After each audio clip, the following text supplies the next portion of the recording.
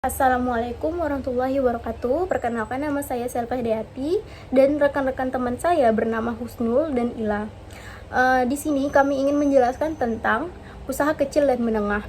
Pengertian di sini yaitu usaha kecil dan menengah adalah entitas bisnis yang memiliki karakteristik tertentu dalam hal ukuran, kapasitas produksi dan jumlah karyawan dan tingkat pendapatan yang terbatas. Di sini UKM itu dijelaskan terbagi menjadi dua, yaitu satu, usaha kecil biasanya merupakan bisnis yang memiliki jumlah karyawan dan pendapatan yang relatif kecil. Kriteria itu didefinisikan sebagai usaha kecil dan dapat berbeda-beda, tetapi biasanya jumlah karyawan tidak melebihi batas tertentu serta pendapatan aset yang terbatas. Yang kedua yaitu usaha menengah, biasanya memiliki ukuran yang lebih besar daripada ukuran usaha kecil, tetapi lebih kecil daripada perusahaan besar. Mereka ini memiliki lebih banyak karyawan, pendapatan yang lebih tinggi dan banyak sumber dayanya daripada usaha kecil. Tapi mereka itu masih beroperasi dalam skala yang lebih terbatas itu dibandingkan dengan perusahaan sebesar. Terus di Undang-Undang Nomor 2008 dijelaskan usaha kecil merupakan bisnis yang memiliki pendapatan dari 300 juta hingga 2,5 miliar setiap tahunnya. Usaha menengah itu merupakan pendapatan 2,5 miliar sampai 50 miliar setiap tahunnya. Jadi mereka itu bersaing dari usaha kecil itu memiliki pendapatan 300 juta sampai dengan 2,5 miliar. Nah, tergantung apa yang disaingi. Karyawan yang memiliki usaha menengah itu harus sekitar 30 hingga 100 orang pekerja. Ada nih kriteria usaha kecil dan menengah yang disebut dengan UKM. Itu terbentuk dari Undang-Undang Nomor 9 Tahun 1995 yang dijelaskan dalam 5 kategori, yaitu satu, mempunyai harta bersih maksimal sebesar 200 juta yang tidak mencangkup bangunan serta tanah sebagai lokasi pembuatan usaha. 2. Mempunyai hasil pendapatan maksimal sebesar 1 miliar setiap tahunnya. 3. Dimiliki oleh warga Indonesia sendiri. 4. Merupakan milik perseorangan, tidak mencangkup tentang perusahaan yang lain atau kayak cabang-cabang gitu. Nah, yang terakhir, 5. Usaha merupakan pemilik seseorangan, tidak mempunyai instansi hukum atau instansi lainnya yang setara dengan badan hukum atau terkait dengan koperasi lainnya. Selebihnya akan dijelaskan kepada teman-teman saya. C. Strategi umum usaha kecil dan menengah. Pengembangan terhadap sektor swasta merupakan hal yang tidak diragukan lagi, perlu untuk dilakukan. UKM memiliki peran penting dalam pengembangan usaha di Indonesia. UKM juga merupakan cikal bakal dari tumbuhnya usaha besar. Hampir semua usaha besar berawal dari UKM. Usaha kecil menengah atau yang disebut dengan UKM harus terus ditingkatkan dan aktif agar dapat maju dan bersaing dengan perusahaan besar. Jika tidak, UKM di Indonesia yang merupakan jantung perekonomian Indonesia tidak akan bisa maju dan berkembang.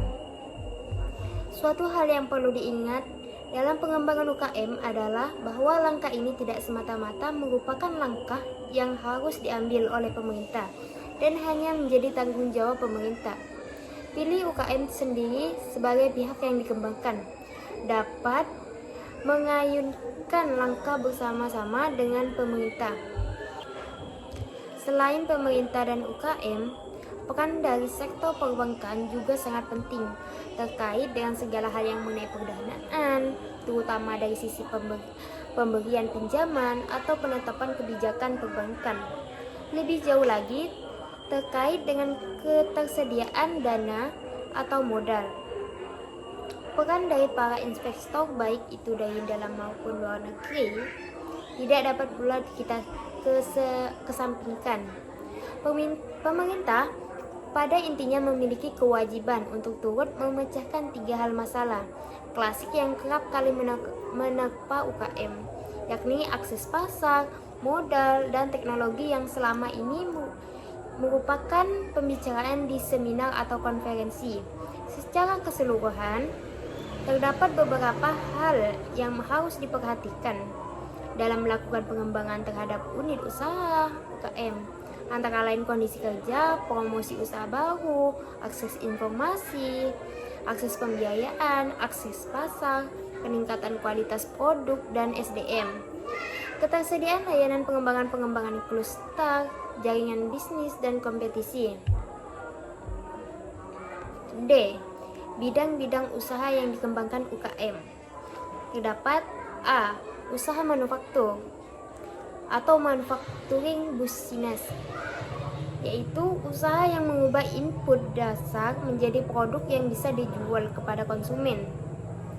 Kalau Anda bingung, contohnya itu seperti konveksi yang menghasilkan pakaian jadi atau pengajinan bambu yang menghasilkan mebel, hiasan rumah, souvenir dan sebagainya. B.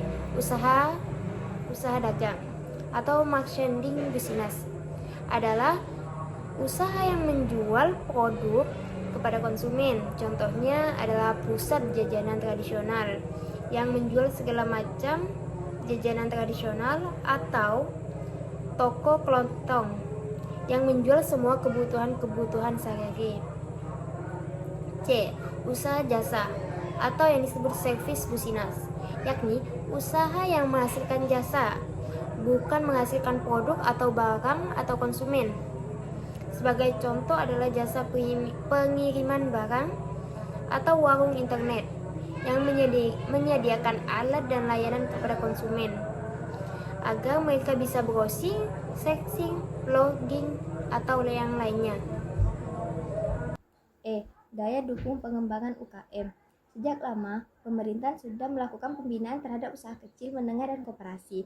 Pembinaan terhadap kelompok usaha ini semenjak kemerdekaan telah mengalami perubahan beberapa.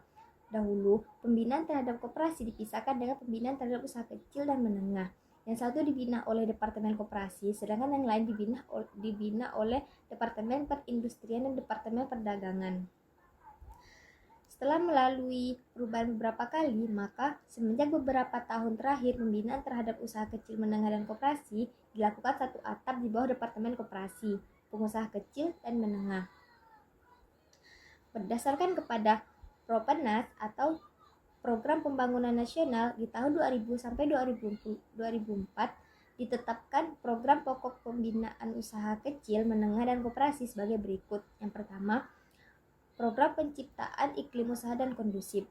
Program ini bertujuan untuk membuka kesempatan berusaha seluas-luasnya serta menjamin kepastian usaha dengan memperhatikan kaidah efisien ekonomi sebagai prasyarat untuk berkembangnya PKMK. Sedangkan sasaran yang akan dicapai adalah menurunnya biaya transaksi dan meningkatnya skala usaha PKMK dalam kegiatan ekonomi. Yang kedua, Program Peningkatan Akses kepada Sumber Daya Produktif. Tujuannya adalah meningkatkan kemampuan PKMK dalam memanfaatkan kesempatan yang terbuka dan potensi sumber daya, terutama sumber daya lokal yang tersedia. Sedangkan sasarannya adalah tersedianya lembaga pendukung untuk meningkatkan akses PKMK terhadap sumber daya produktif seperti SDM, modal, teknologi, pasar, dan informasi. Yang ketiga, Program Pengembangan Kewirausahaan dan PKMK berkeunggulan kompetitif. Tujuannya untuk mengembangkan perilaku kewirausahaan serta meningkatkan daya saing UKMK. Sedangkan sasarannya adalah meningkatnya pengetahuan serta sikap wirausaha dan meningkatnya produktivitas PKMK. F. Tantangan UKM dalam globalisasi. Saat ini, ketika krisis finansial global terjadi di mana-mana, bahkan di negara yang kita kenal sangat maju perekonomiannya. Krisis finansial global ini juga akan berdampak terhadap perekonomian domestik dan perekonomian nasional pada umumnya. Dampaknya bagi usaha mikro, kecil, dan menengah atau UKM, serta peran apa yang harus dilakukan mulai dibicarakan di mana-mana. Posisi UKM Indonesia Dengan jumlah yang sangat besar inilah yang menyebabkan tentang hal ini menjadi sangat penting. Bahkan, hal terkait dengan UKM, mulai dari keterlibatan jutaan sektor primer yang ada di dalamnya, penyerapan tenaga kerja dalam jumlah yang sangat banyak, hingga sisi-sisi strategis lainnya. Banyak pihak mulai memetakan fungsi strategis UKM dalam kontribusi pembangunan dan ekonomi bangsa. Dalam berbagai penelitian UKM, sering dituturkan bahwa perannya begitu besar bagi perkembangan ekonomi nasional. Saat krisis ekonomi, UKM bisa diandalkan sebagai katup pengaman yang handal. Namun, harus diakui, sebagian besar UKM masih tersandera dengan permasalahannya sendiri, yaitu adanya keterbatasan tempat usaha, keterbatasan sumber daya manusia profesional yang kompeten dan memadai, serta terbatasnya teknologi dan keterbatasan modal. Selama ini, dalam berbagai kesempatan, saya sering mengungkapkan bahwa masalah utama membangun UKM adalah lemahnya integrasi dan mengoptimalisasi 4 hal yang di atas. Hingga kini belum ada satu sistem yang mampu dibangun untuk melahirkan UKM-UKM Indonesia yang tangguh dan memiliki daya saing handal. Jadi kesimpulannya, usaha kecil dan menengah mempunyai peran yang strategis dalam pembangunan ekonomi nasional. Oleh karena itu, selain berperan dalam pertumbuhan ekonomi dan penyerapan tenaga kerja, juga berperan dalam pendistribusian hasil-hasil pembangunan. Dalam krisis ekonomi yang terjadi di negara kita sejak beberapa tahun yang lalu, di mana banyak usaha berskala besar yang mengalami stagnasi bahkan berhenti aktivitasnya, sektor usaha kecil dan menengah terbukti lebih tangguh dalam menghadapi krisis tersebut.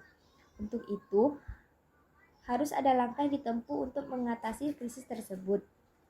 Oleh karena itu, usaha kecil menengah harus mendapat dukungan penuh oleh pemerintah agar usaha kecil menengah bisa lebih berkembang dan juga dapat membuka lapangan pekerjaan yang lebih besar lagi, dan juga dapat mengurangi jumlah pengangguran dan juga agar perekonomian lebih stabil dengan adanya sektor dari usaha kecil menengah.